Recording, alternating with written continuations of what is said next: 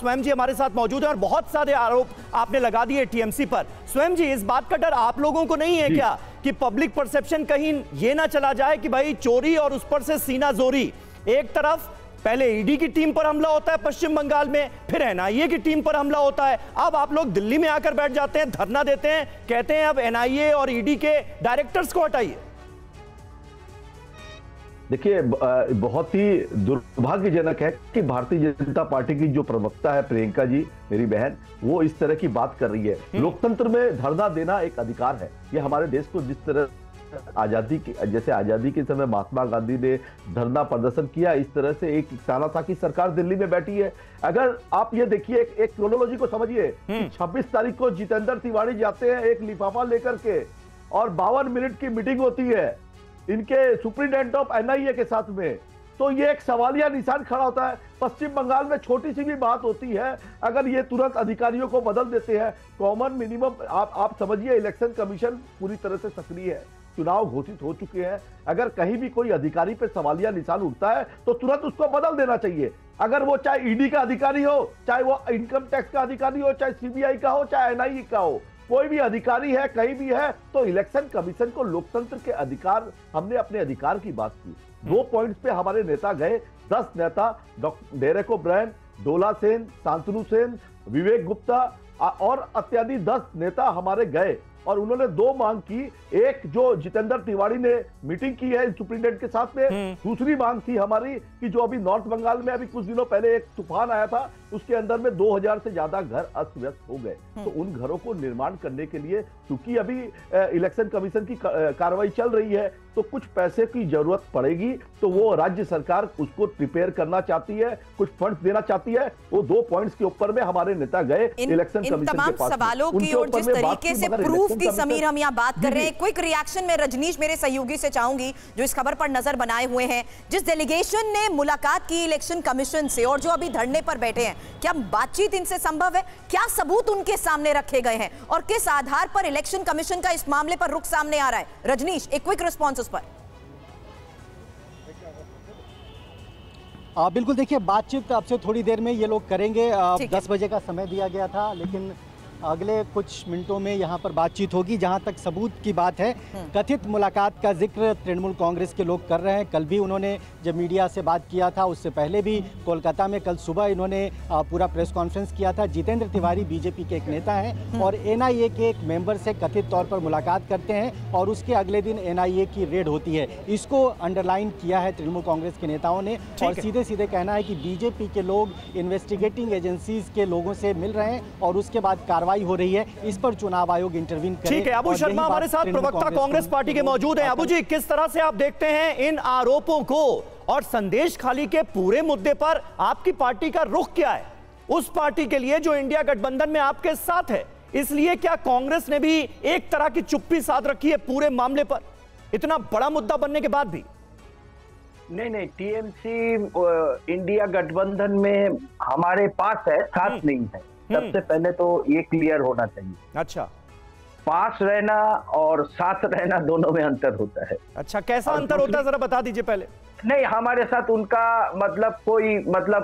ये देश में मोदी जी के खिलाफ जो नाराजगी है देश भर में, तो उन्होंने जो गारंटी दी थी 2014 में, आज 10 साल हो गया, वो पूरी नहीं हुई। जो गंगा साफ करेंगे, 2 करोड़ नौकरी देंगे, काला धन वापस लाएंगे। कैसे आप लोग पास हैं और साथ नहीं है, ये इसका क्या मतलब? वो पहले ये बता दीजिए जरा, थोड़ा समझ में तो आए। हाँ, वही बता रहा हूँ। जो नाराजगी है, उस नाराजगी को एक करने के लिए हमारा अलग अलग विचारधारा के लोग, हम लोग इंडिया के माध्यम से एक हुए हैं। हाँ, तो वहां किसी के साथ हमारा सीट एडजस्टमेंट हुआ, किसी के साथ हमारा मेंटल एडजस्टमेंट हुआ। जो हाँ, आप जो लड़ाई लड़ रहे हैं उसमें हम भी शामिल है, लेकिन आप जहां नरेंद्र मोदी के खिलाफ आप लोग साथ हैं और संदेश खाली पर भी साथ हैं, इसका ये मतलब निकाला जाए? नहीं, अब जवाब दे रहा हूं। कांग्रेस पार्टी और भारतीय जनता पार्टी में अंतर यही है, भारतीय जनता पार्टी एक गैस चेंबर है। अच्छा, तानाशाही है। यहाँ नरेंद्र मोदी जी और अमित शाह जी जो कहेंगे वो सबको मानना पड़ेगा, एकदम ऊपर से लेके प्रियंका जी तक। किसी को एक आवाज उठाने का ताकत नहीं है। और ये कांग्रेस पार्टी में हमारे बंगाल इकाई अधीर दा का नेतृत्व में हर रोज हम लोग विरोध कर रहे हैं। कांग्रेस पार्टी में गांधी परिवार को छोड़ मैडम मेरा समय, समय मेरा। प्रियंका जी आऊंगा आपके पास ना, आऊंगा आपके पास। अबू शर्मा को बोलने दीजिए जी। कहने के लायक बात नहीं करने का। प्रियंका जी, मोदी जी इतना संस्कार तो सिखाया आपको। अबू जी आप बोलिए, मैं समझ गया आपकी बात। आप कह रहे हैं पश्चिम बंगाल में हम खिलाफ हैं, टीएमसी के पश्चिम बंगाल में खिलाफ है, लेकिन नरेंद्र मोदी के खिलाफ जो लड़ाई लड़नी है उसमें हम साथ हैं। तो अगर आप पश्चिम बंगाल में खिलाफ हैं तो संदेश खाली पर मुंह क्यों नहीं खुल रहा है कांग्रेस के बड़े नेताओं का? नहीं, हम अधीर दा लोकसभा का नेता है, क्या बात कर रहे हैं? उससे बड़ा नेता कौन है? अधीर दा हर रोज प्रेस कॉन्फ्रेंस किया। आप बाइक चलाइए अधीर दा का। अधीर दा ने हर एक दिन आप एक बात सुनिए। अगर अधीर दा बीजेपी तो सड़कों पर उतर गई संदेश खाली के मुद्दे के लिए। आप कह रहे हैं कि अधीर रंजन चौधरी ने बयान दिया। हाँ, मतलब आप लोगों को जरूरत महसूस नहीं हुई? संदेश खाली का मुद्दा आपको इतना गंभीर मुद्दा या इतना बड़ा मुद्दा नहीं लगा कि उसके लिए सड़कों पर उतरा जाए? दोबारा बोलिए। एक मिनट प्रियंका जी प्लीज बीच में मत बोलिए। अबू शर्मा जी, मैं आपसे कह रहा हूं कि अधीर रंजन चौधरी ने बयान दिया, आपने ये कहा। मैं आपसे कह रहा हूं कि आपको इतना गंभीर मुद्दा, इतना बड़ा मुद्दा संदेश खाली नहीं लगा कि उसके लिए सड़कों पर उतरा जाए जैसे बीजेपी उतरी? क्यों? कौन बोला आपको? युवा कांग्रेस के नेतृत्व में हमारा युवा कांग्रेस का टीम वहां जाके आंदोलन किया। अधीर दा जाके आंदोलन किया। कहां आंदोलन नहीं किया हम लोग? कहां नहीं किया? ये कहां से आप लोग ये पॉइंट लाते हो? आप वरिष्ठ पत्रकार है और देश का एक पहला मतलब नंबर 1 न्यूज चैनल में गिनती आता है आपको। ये बेबुनियाद आरोप क्यों लगा रहे हो? सच्चाई के साथ बात करो समीर जी। और सच्चाई इस वक्त यही है कि किस तरीके से लगातार कई बड़े आरोप भी लगते आए हैं और आरोपों पर एक्शन के तहत जो स्थिति बनी हुई है उसकी तस्वीर हमारे सहयोगी फिलहाल दिखा रहे हैं। रामकृपाल सर इस वक्त हमें ज्वाइन कर चुके हैं, वरिष्ठ पत्रकार। रामकृपाल सर, ये सवाल इसलिए भी उठ जाते हैं क्योंकि संदेश खाली को लेकर जो चुप्पी साधी गई है टीएमसी की तरफ से, उनका रुख हर बार सवालों के घेरे में आया है। और इस बीच संदेश खाली की चुप्पी, वहीं दिल्ली में जिस तरीके से रुख किया जा रहा है, क्या संदेश खाली के मुख्य आरोपी को बचाने की कवायद है ये? सुरभि जी, चुनाव पूरे देश में हो रहे हैं और इतनी राज्य सरकारें हैं, उत्तर प्रदेश, बिहार, दक्षिण में आंध्रा, तेलंगाना, तमिलनाडु, उड़ीसा। आपको कहीं से भी किसी चुनाव में इस तरह का ऐसा तो लग रहा है जैसे इस देश में और कहीं चुनाव ही नहीं हो रहा हो, सिर्फ बंगाल में चुनाव हो रहा है और दिल्ली में। 2 ही जगह ये चुनाव हो रहे हैं। कहीं से कोई हिंसा की खबर नहीं आ रही है, कहीं से भी कुछ नहीं। बहुत राज्यों में विपक्ष सरकारें हैं, साउथ में तो सारी विपक्ष सरकारें हैं, लेकिन एक बंगाल है जहां पे ग्राम पंचायत के चुनाव से लेकर के, चाहे वो राज्यसभा का चुनाव हो,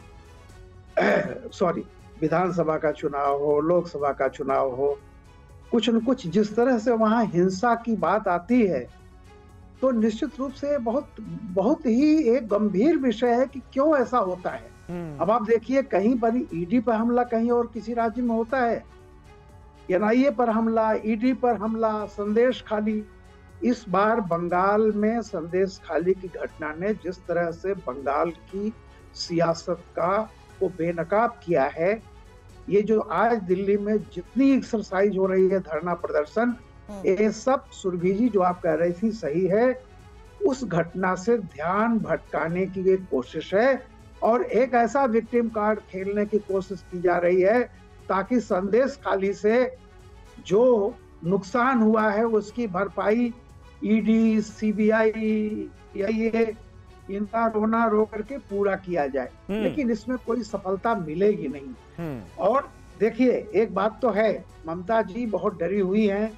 उनको मालूम है कि 24 की लड़ाई तो फ्यूटाइल है, अच्छी तरह जान रही हैं कि बीजेपी सत्ता में आने जा रही है, इसलिए चुनाव नहीं हुआ, आपको पता चल गया। अब उनकी रामकृपाल जी, चुनाव नहीं हुआ, आपको पता चल गया।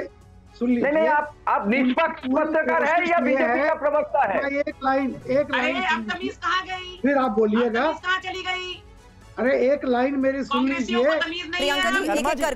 शर्मा जी सुनने, उनको अपनी पूरी बात करने दीजिए रामकृपाल जी को। विधानसभा चुनाव के लिए इसीलिए देखिए कांग्रेस के हलक से ये निकल नहीं पा रहा है। कांग्रेस पार्टी से जब पूछा जा रहा है टीएमसी का संबंध, तो कुछ ऐसा कह रहे हैं जैसे कुछ आध्यात्मिक संबंध है। हम लड़ भी रहे हैं, नहीं भी लड़ रहे हैं, हम साथ भी हैं, हम केंद्र में साथ हैं, यहाँ हम लड़ रहे हैं, संदेश खाली पर विरोध भी है, लेकिन हम इंडिया अलायंस में साथ भी हैं। ये सब देखिए, ममता बनर्जी अगला विधानसभा चुनाव की तैयारी कर रही है, इसलिए कांग्रेस को एक फूटी कौड़ी उन्होंने नहीं दी है।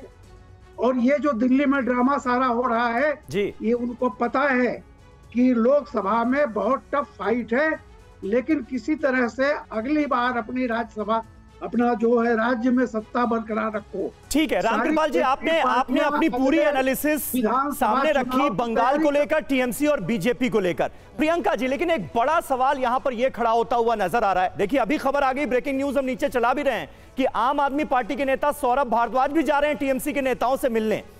पूरा इंडिया गठबंधन, पूरा ऑपोजिशन ये बताने की कोशिश कर रहा है कि बीजेपी चुनाव जीतने के लिए केंद्रीय जांच एजेंसियों का जमकर दुरुपयोग कर रही है, इसीलिए ये केंद्रीय एजेंसियां विपक्षी नेताओं पर जमकर कार्रवाई करती हुई दिखती हैं। इन आरोपों का आप कैसे जवाब देंगे?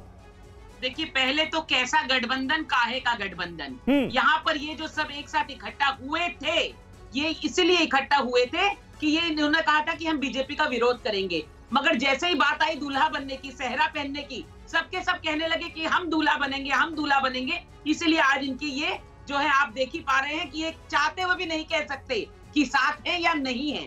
देखिए कांग्रेस का जवाब पहले देती हूँ। देखिए संदेश खाली की गुहार जो है उस पर ये अपना कान खुजाएं, और मणिपुर और यूपी की जब बात होती है तो दौड़ दौड़ करके प्रियंका गांधी, राहुल गांधी दौड़ दौड़ नंगे पैर वहां जाए। क्यों ये फर्क, क्यों वहां की औरतों में और यहाँ की औरतों में ये फर्क क्यों? पहले तो इसका जवाब दे। देखिए दूसरी बात, अभी आपने कहा आपके लोग वहां गए हैं, आप देख लीजिए कौन किसके साथ खड़ा है। जिन पर आरोप है, जो जेल में है, जिन पर क्रिमिनलिज्म का आरोप है, वो लोग एक दूसरे को, जो कि अब नंगे हो चुके हैं, चादर उड़ाने की कोशिश कर रहे हैं। तो पहली बात तो ये कि बीजेपी की तुलना ये कभी भी जीवन में कर नहीं सकते, क्योंकि एक तरफ भ्रष्टाचार खड़ा है और दूसरे तरफ वो खड़ा है जिसने कहा है कि मैं ना खाऊंगा ना खाने दूंगा। तो ये इनकी परिस्थिति और स्थिति है। दूसरी बात, अभी अभी ये कह रहे थे कि ऐसा हुआ, एनआईए ने ऐसा कर दिया, वैसा कर दिया। देखिए टीएमसी का जो इरादा है वो अब साफ रूप से स्पष्ट हो गया है। वो किस तरह से गतिमान है और किस तरह से उन्होंने वहां पर जब एनआईए गया तो लोगों को और अपने कर्मचारियों को, मैं कहती हूँ टीएमसी लोग भी मत कहिए, टीएमसी के जो कर्मी हैं उनको किस तरह से गतिमान किया, किस तरह से संगठित किया, क्योंकि इनका संगठन ही हिंसात्मक है। इन्होंने कहा अटैक करो, और आप वीडियो मिला लीजिए, ममता बनर्जी का वीडियो है 2 दिन पहले का, जिसमें उन्होंने औरतों से कहा कि जब बीएसएफ और सीआईएसएफ आए तो झाड़ुओं से उनका स्वागत करो। नहीं